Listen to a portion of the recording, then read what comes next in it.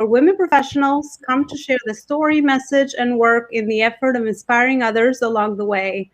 Today, I have the amazing honor to have a very special guest on, Michelle Seiler Tucker. Michelle, thank you so much for finding time in your busy schedule to chat with us today. Thank you, Lona. Thanks for having me. It's a pleasure to be with you. Absolutely. So Michelle is actually an author, speaker, TV, radio host, and many other titles, which I'm sure that she will share with us. So Michelle, could you share a little bit more about our listeners? Sure. So I'm an entrepreneur. I own many different businesses and several different verticals. I've been in mergers and acquisitions. I've been in mergers and acquisitions about 20 years. I'm a mergers and acquisitions master intermediary, senior business analyst, and like you said, a bunch of other stuff. So I really specialize. Like I said, I've been in the industry for about 20 years. I've personally have sold over 500 companies. My office has sold over 1,000 companies. We've done thousands of valuations. We really specialize in buying, selling, fixing, growing. We specialize in helping our clients sell businesses. We specialize in helping clients find the right businesses to buy. We specialize in merging businesses. We also specialize in fixing businesses, growing them so they're actually sellable. And I do invest my money, time, energy, and effort and partner with other business owners in which to help fix, grow their business and put them on a build to sell blueprint. And sometimes we buy businesses and flip them.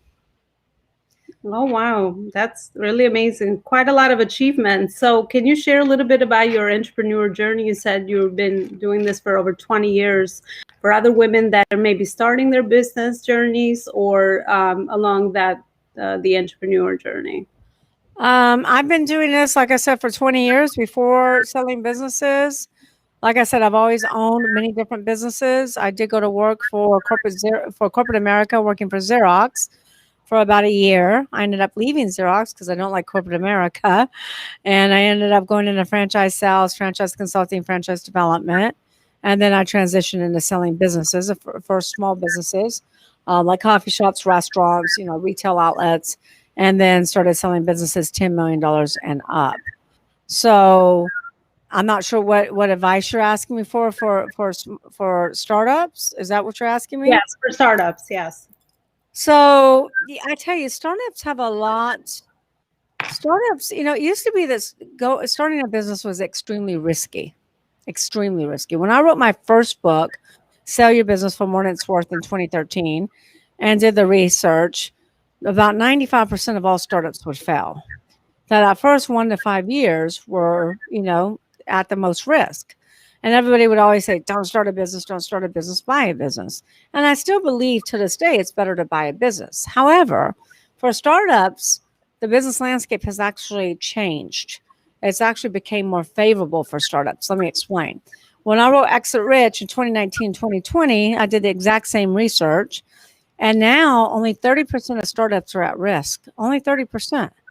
However, out of 27.6 million companies, those companies that have been in business for 10 years or longer, 70% of those businesses will go out of business. So it used to be if you could make it past a 5-year, 6-year, 7-year hump, you were golden. You're going to be in business forever. Now, past 10 years, you have a 70% risk of going out of business. You hear about the public companies like Toys R Us, were in business 75 years, out of business.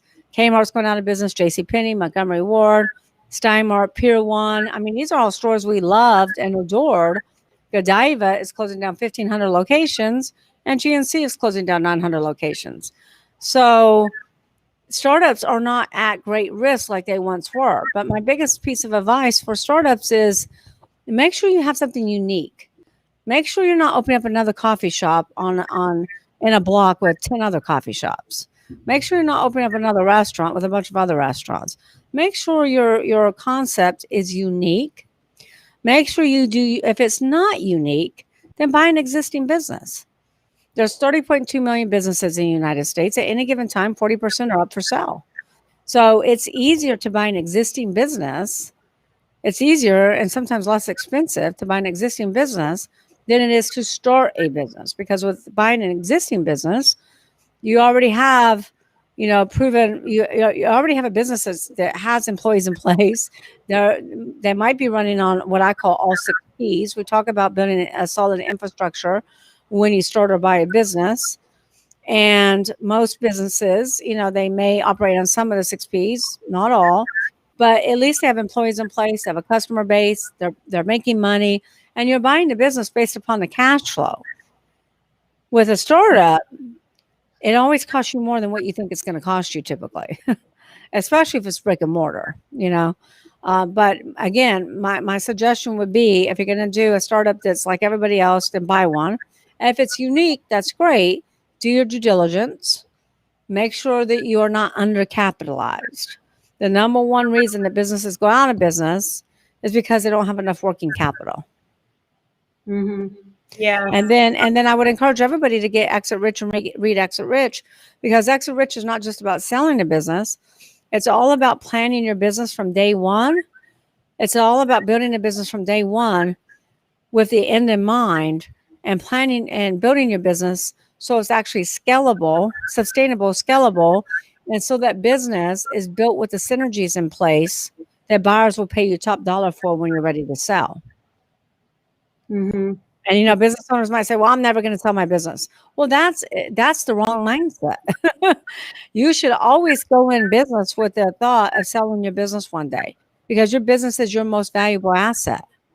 And what goes up must come down. And there are reasons to sell a business. People get health issues, death, partner disputes, etc. But if you build a solid, sustainable, scalable business, when you're ready, you won't have to worry about it not being sellable. 80% of businesses don't sell. 8 out of 10 companies will not sell because the owner is attached to the business and they never built a sellable business to begin with. Does that make sense? Yes, absolutely. I know the emotional attachment. Business for most startups is like a baby, and people have that emotional attachment for sure. So, Michelle, what are some tips based on your experience on growing a business enough so that one day, if you wanted to, you could sell it? So first and foremost, I tell everyone to plan what I call their GPS exit model. And the issue is that most business owners never plan their exit. So they don't plan to fail, they fail to plan. And so every business owner should go into business with the end in mind. When you want to drive somewhere, what's the first thing you have to plug in? Your destination, right? Mm-hmm. You get your phone out, you go to Google Maps, you plug in your destination. Well, same thing with a business. You need to determine what you want to sell that company for. Let's say you want to sell your business for $5 million. That is not impossible. So let's say $5 million. Now, what does a GPS exit need to know? It needs to know where you're starting from, what your current valuation is. So let's say you're worth $1 million. And let's say you want to sell, now you need to know your time frame. So you want to sell for $5 million, you're worth $1 million today. And it's very important, by the way, to know what your business worth is. Every year, you should get a business valuation checkup. Us humans go to the doctor to get our annual checkup to make sure our health is good, right? We drive our car into the shop to get an annual checkup, annual tune-up, but we never get our business evaluated. So every year, you need to know what your business worth is, because there are events that will increase the worth of your business. There are events that will decrease the worth of your business. COVID has decreased the value of many industries, but it's also increased the value of many industries. So you always want to know every single year what your business is worth. Then if you say, okay, I want to sell for $5 million, I'm worth $1 million, what is your time frame? Let's say you want to do that in 10 years. That is a very doable plan. Then you need to say, okay, well, who are my buyers going to be? Buyers, not buyer. There's 5 types of buyers. So first-time buyers probably won't buy a $5 million business. Neither will turnaround specialists. So it's going to be probably a strategic competitor, a private equity group, or a sophisticated buyer. Then you need to know, well, if I want to sell my business for $5 million, where does my gross revenues need to be, and where's my EBITDA need to be? EBITDA is earnings before interest, taxes, depreciation, amortization. And if you want to sell for $5 million, your EBITDA is probably going to have to be around $1 million. Okay. Then you need to know, okay, well, what characteristics, what synergies are buyers looking for when they buy a $5 million business? And then most importantly, you also need to know, what's my why? Now, Ilona, the why is very important. We all have our whys, why we get up in the morning, why we're an entrepreneur, why we do what we do. But you got to have a pretty strong, powerful why to keep you motivated to sell a business for $5 million. Because if it was easy, everyone would be doing it, right? So you have to have a strong enough why. Then the next thing you have to do is look at the characteristics that buyers buy. So I call this the 6 P's in Exit Rich. And you need to build your business to run on each one of these 6 P's, because if you do that, you're going to have a business that can run without you. So you have a business, not a job. You'll be able to scale it. And most importantly, it's going to be profitable for you. Okay. Most business owners create a job, not a business. Yeah. And the minute you leave, there's no money. The business is not making any money. They are the business. Absolutely. They are the business. And buyers don't want to buy a job. Buyers want to buy a business. So the more you can create that. So the first P in the 6 P's is people. You don't build a business, you build people, and people build the business. So a lot of entrepreneurs are solo entrepreneurs, and that's okay. But you might not ever be able to sell that. You follow me? So you really have to determine as a woman what's important to you, because there's work-life balance, right? There might be some listeners that have 5 kids, and they might be like, look, I can't, I don't have time to build a business. I'm doing work from home and I'm making $1,000 a week, and that's good for me. And that's okay. Right. Mm-hmm. But there's a big difference between having a sustainable, job versus a sellable business. Mm-hmm. So the first P that we talked about is people. If you want to build a business and you want the business to work for you rather than you actually working for it, then you have to hire the right people. You have to focus on your strengths and hire your weaknesses. Yeah, very, very wise advice. Mm-hmm. Right. And I always say you have to ask the who question. Who opens the doors? Who deals with clients? Who deals with marketing? Who deals with accounting? Who deals with legal? Who deals with manufacturing, transportation, logistics, environmental, whatever it may be? The clue is that you should never be next to the who. Now, a lot of those things can be outsourced. And also, a lot of entrepreneurs will say, well, Michelle, I don't have the money to hire somebody. Well, you might not have the money. You might not be able to afford to hire somebody, but you can't afford not to hire somebody. Because if you want to grow your business, you can't grow your business on just you. So if you're around colleges, you can get interns. You can get 1099s. You can go to other countries, because there are ways to get to hire people in other countries that are more than half the cost of hiring people in the US. So there's lots of ways that you can hire. You can go to Fiverr. You can go to Elance. You can go to any of those different resources if you need somebody to help you with a logo, or help you with, writing content, or help you with designing graphics or whatever it may be. Full services nowadays. Full services are really the next thing. Mm-hmm. Right. So people's number one. Then the next thing the next thing in the 6P infrastructure is product. So product is your industry. You got to ask yourself, is your product, your industry on the way up or on the way out? Do you have Amazon or do you have a Blockbuster? And if you're in a dying industry, like restaurants are dying right now, right? Mm-hmm. But that doesn't mean that you just pack up and go home. That means that you have to pivot and you have to get creative, and you have to maybe align yourself with an expert who can help you see things more clearly. Mm-hmm. And get creative. There's a lot of restaurant owners that are doing things differently than they've ever done so that they can stay in business. So the name of the game right now is innovation. Mm-hmm. Yeah, and then, absolutely. Mm-hmm. And then the third P is processes. You want to make sure you have a business that has processes. So if you're starting a business or buying a business or you own a business, you want to make sure you have processes. You want to make sure they're efficient, productive, designed with the customer experience in mind, well documented. Your employees are trained on such. You can eat at a McDonald's anywhere in the world, a McDonald's or a Burger King anywhere in the world, because they have streamlined processes. Mm-hmm. And they can hire and train people, instantaneously, very quickly, because they have those processes And those processes are designed to get people up and running very quickly. So no matter if you eat at a McDonald's in, Singapore or Australia or the USA, the experience is the same, right? Because they're processes. And then the next P is proprietary. So proprietary is the highest value driver.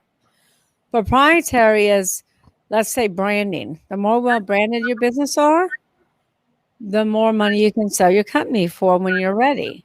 As long as your brand is relevant in the mind of the consumers. Nobody's going to pay anything for Blockbuster, right? But there's some big brands. There's some big women brands. Mary Kay is a big women brand, right? Avon is a big brand. So the more you can build your brand, the better it is. Also, buyers pay a lot of money for trademarks. If you are starting a business, now this is very important that you have to listen to. If you're starting a business, and let's say you're in California, don't just get a state license to operate in California, a state trademark to operate in California. You need to check the federal database, hire an attorney, and get a federal trademark. Because you could be in business for 5 years and all of a sudden receive a cease and desist letter in the mail, and you have to stop using your company name and start all over again. Does that make sense? Mm-hmm. It's about Yeah. $1,500 to get a federal trademark. Your podcast should trademark your podcast name. Trademark anything that's unique to you. Same thing with patents. Patents are very valuable. So if any of your listeners have an invention, something unique, make sure you get a patent on that. Do you watch Shark Tank? Yes. Yes. And so every single investor on Shark Tank always asks the same questions to every single inventor. Do you have a patent on that? Do you have a patent pending? Do you have a utility patent? So patents are very important. And then contracts are also very valuable. So any type of contracts, manufacturing contracts, distribution contracts, vendor contracts, exclusive contracts, client contracts are the most valuable of all. But you want to make sure you have that 2-sentence transferability clause in your contracts.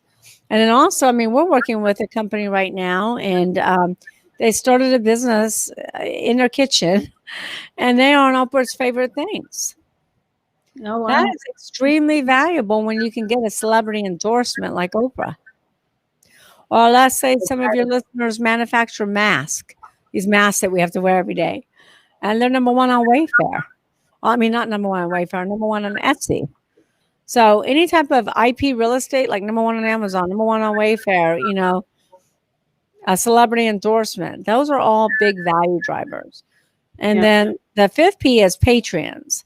And that's your customer base. And most businesses follow the 80-20 rule, where 80% of business of the revenues comes from 20% of their clients. If you lose a few clients, you can literally be out of business. So you want to make sure you have customer diversification, not customer concentration. And then the last P, the most important P to all entrepreneurs, is profits. We don't want to be in business unless we make money. But profits is never the problem. It's always a symptom of not operating one of the other 5 Ps. So my clients come to me and say, Michelle, I have a profit problem. I'm like, no, you have a people problem. You don't have the right people in the right place. So you have a process. Can assess in the process where it's lacking. I'm sorry, what was that? I'm saying you have to go back into the process, into the other piece, and assess where the issue is, because it's not a profit issue. Yeah. Mm-hmm. Correct. Profit is never the problem. It's always a symptom of not having the right processes, not protecting your IP, being in having a dying product versus a thriving product. Those are always the issues. Absolutely. Michelle, thank you so much for sharing all these tips. Really valuable insight. And I just wanted to hear about your thoughts on women in business, as more women are stepping up and empowering themselves and starting businesses. What are your thoughts on that? What are some of the challenges maybe that you've seen from your experience? So I'm very, I encourage women to start their own businesses, buy businesses. I always say buy a business before starting a business, and I already explained why. But I strongly encourage women to get in business. I think women are great leaders. I think that women are great multitaskers. Think about it. We do it all. We take care of our home. We take care of our children. We take care of our job. We take care of the finances. I mean, there's so many things that women are so good at. And I think it's great that more and more women are getting into business. Some of the challenges that I see, especially in my industry in mergers and acquisitions is pretty much still 98% male dominated. And but that never bothered me. See, in business, I don't really look at it that, oh my gosh, I'm in a male dominated industry, or I'm a man. I mean, I'm a female and all the men are getting everything. I don't really look at it that way. I just look at it as who's the best person. And I think I am. Now I have seen situations where I belong to different, I speak on different stages or belong to different events or masterminds and things of that nature, where men seem to get more speaking engagements, men seem to get more exposure, you know, they seem to get more coverage. And I'm not a big fan of that. I think women should have the stage just as much as men should. I do think some of the challenges, I have a daughter, so it's hard sometimes to juggle it all. But, I always tell women you really got to focus on not just time management, but energy management. So, what I mean by that is, keep a diary, keep a notebook for 30 days and write down everything you do from the minute you get up to the minute you go to bed. Everything you do, from even brushing your teeth, everything, showering, washing your hair, everything you do. And then start putting it into different categories. The ABC category. The A category is those things that only you can do, Alona. These things that are your core competencies. You can't delegate. This is your strength. This is your superpowers. Okay. Nobody else can do your superpower. Those are all of your A. That's your A bucket. Then your B bucket are things that you're really, really, really good at, but you don't have to do. You can delegate those things out. And then your C bucket are all those time wasters, all those things that zap your energy. That's why I call it energy management.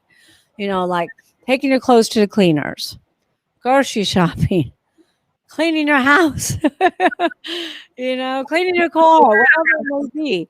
Those are all energy sappers. And women in business have to learn how to focus on their strengths, focus on their core competencies, focus on their superpower, and delegate the rest. And you might say, well, gosh, I can't afford to do that. Well, you can't afford not to, because you can't be everything to everyone. That's a big one. Yes. Yeah. So you got to figure out what's your superpowers, and what do you do best, and then delegate the rest. Now it's so easy to not go to the grocery store, because you can just belong to Amazon and get Whole Foods or Walmart or Target and have everything shipped to your door. Yeah. And here's the other thing: you have to look at, what is my worth? What do I get paid an hour? So if I have my own business and you got to sit down and figure out your time, and let's say you're getting paid $50 an hour, can you hire somebody to clean your house for $100 a week? Because the more that you can focus on making that $50 an hour, the more money you're going to make in your company. Does that make sense? Yeah, absolutely. Yeah. And So you mentioned self-worth, because I also think that that's a big challenge with women, understanding their self-worth. And a lot of times we feel like we have to do all these different things to prove something to either ourselves or other people. So yeah. Yeah, and here's the deal. I mean, you really shouldn't focus on proving yourself to other people, because either they like you or you don't. And if they don't, who cares? You should only have to prove yourself to God, yourself. You shouldn't even have to prove yourself to your family. Of course, you want to take care of your family. Of course, you want to be there for your family. Of course, you want to have a good connection with your family. But you shouldn't have to prove yourself to everybody.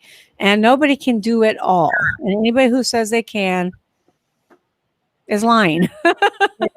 So there's no way that you can physically do it all. I don't do it all. I have somebody who helps me with my daughter. I have somebody who helps with my house.